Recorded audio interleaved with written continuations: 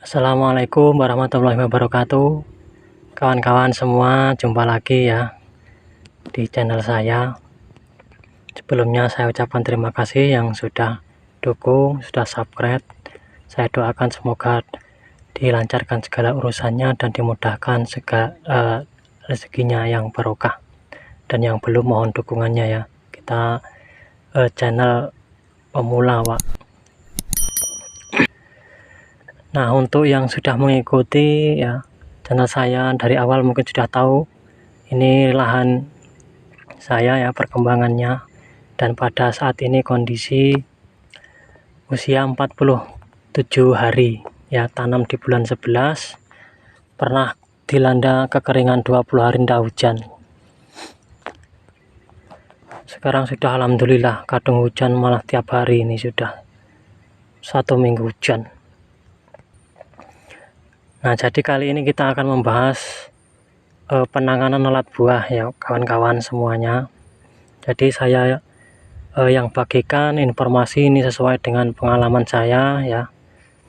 Jadi yang penting informasinya sajalah. Di perkebunan karet ya, jadi intensitas tanahnya ini kurang subur ya, dan juga intensitas hamanya ini malah justru lebih meningkat ya, lebih besar.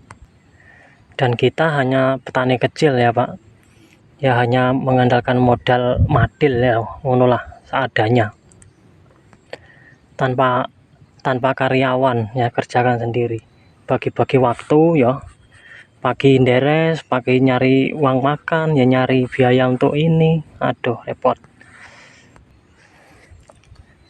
Ini ya lahan tanpa mulsa, dan juga ada sedikit sebagian yang saya mulsa. Nah, jadi sudah ada yang mulai merah Pak. Nah, ini buah di pertama, di pangkal Y pertama, alhamdulillah lolos serangan lalat buah ya. Nah, saya tunjukkan, kita keliling ya, cari ada buah-buah yang sudah merah lolos dari lalat buah. Oke, ini Pak ya, ini murni nih Pak, mulus. Kita cari lagi ke sana. Nah, ini Pak, ini sudah ada 1, 2, 3, 4. Ini mulus-mulus semua ya. Padahal lahan kita itu di tengah kebun karet, di pinggir kebun karet nih. Oke, kita cari lagi. Nah, ada lagi Pak nih ya. Nih, merah lagi, itu pinggir kebun karet.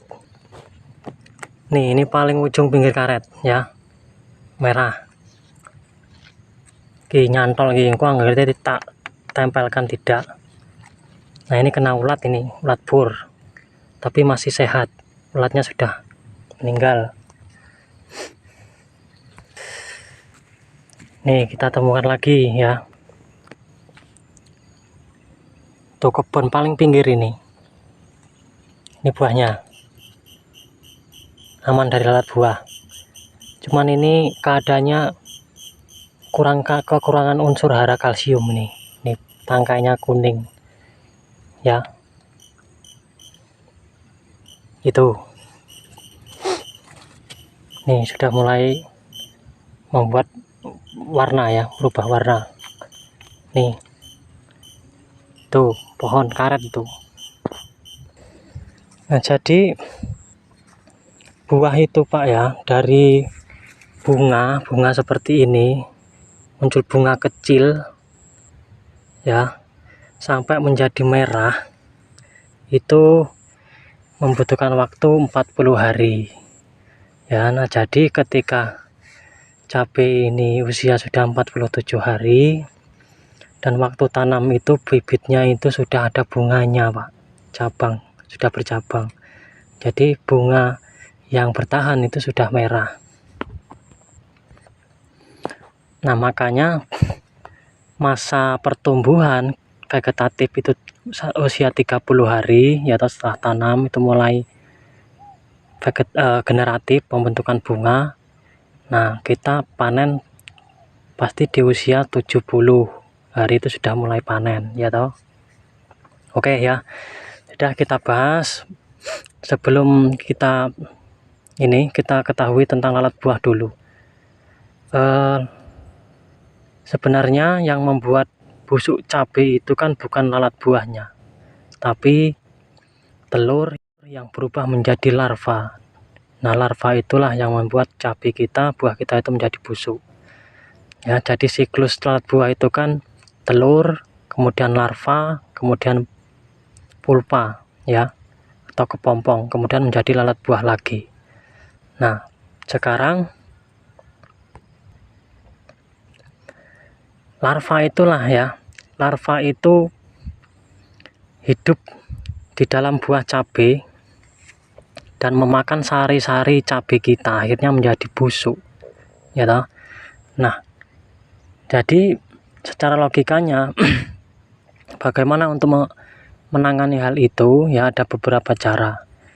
Yang pertama, ya jangan sampai lalat buah itu kalau bisa jangan sampai ke lahan, ya jangan sampai menitipkan telurnya di buah cabai kita. Nah, itu otomatis yang pertama bisa kita tangani dengan pengusiran, mengusir ya, dengan cara mungkin dengan insektisida yang berbau menyengat, ya toh, atau dengan kebul-kebul, ya ada video kita. Nah, itu contohnya. Atau dengan membunuh langsung lalat buahnya. Kalau dibunuh ini sebenarnya banyak bahan aktif yang bisa membunuh lalat buah ya, tapi kan kalau kena lalat buahnya itu baru mati. Kalau tidak, ya tidak mati.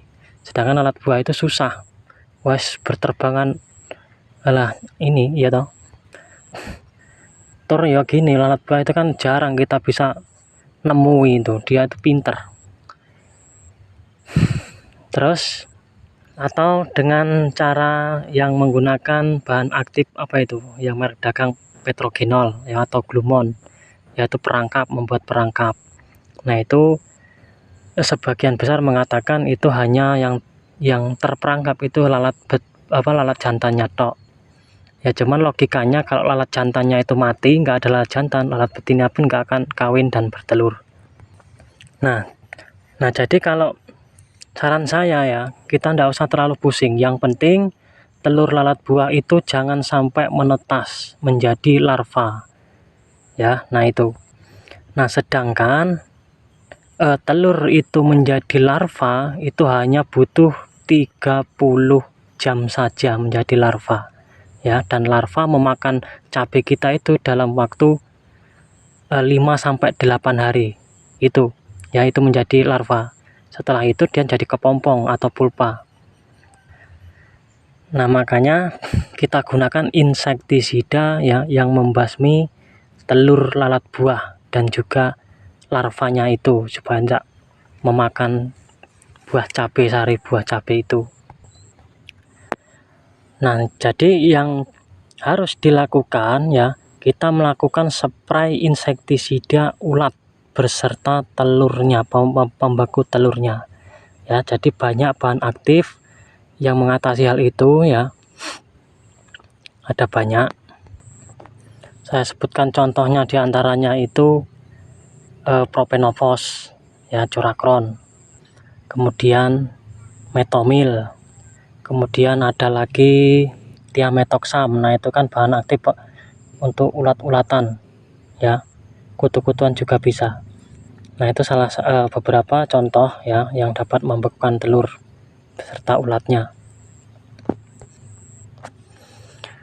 Nah, makanya gini, ketika kita melihat siklus waktunya itu yang sangat singkat ya, makanya insektisida yang kita lakukan ya, yang kita berikan itu harus bersifat sistemik. Nah, itu loh ya, bisa masuk ke dalam jaringan tanaman. Nah, itu toh.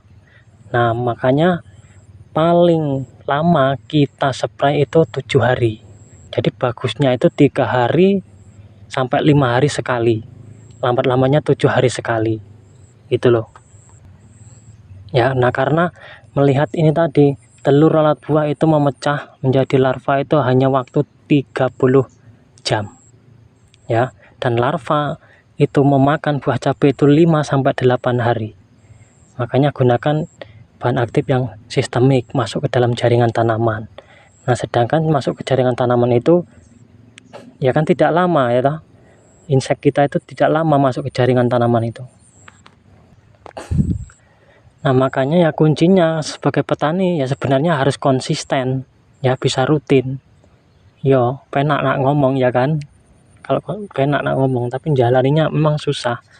Apalagi kayak kita ini, aduh apa kerjaannya itu sana ke sini, yang nyari makan, yang ngurusi anak angkat cabe gitu. Oke ya, kita sepilkan. Jadi insek apa yang saya gunakan itu cuman 2 ya. 2 insektisida itu sebenarnya cukup. Ya ditambahi juga semuanya bagus ya. Ini markas peralatan tempurnya ya. Nah, jadi yang saya gunakan untuk membasmi telur daripada lalat buah. Nah, ini yang pertama itu Maestro. Bahan aktifnya itu Triazovos 200 gram per liter golongan 1B. Ya, nah ini salah satu insektisida ulat ya dan membasmi pembeku telurnya. Kemudian yang kedua ini sebagai rollingan ya, Alika. Ini 2 bahan aktif, Thiamethoxam ya dan Lambda-Cihalotrin. Nah, Thiamethoxam itu salah satu bahan aktif yang pembunuh telur beserta ulatnya ya. Nah, itu sistem kerja kontak dan lambung. Nah, ini lambung itu termasuk sistemik sama ya, ini juga. Nah, makanya spray gunakan perekat atau penembus. Nah, kalau 2 insektisida ini tidak berbau ya, tidak terlalu berbau menyengat, karena kita arahkan 2 ini itu terutama pada telur ya, pembeku telur dan ulatnya yang sudah ada di dalam cabai itu. Nah, dan lakukan penyepraian itu mulai ketika usia 35 hari itulah ya, mulai berbunga ya dan mulai kuncup-kuncup buah itu ada.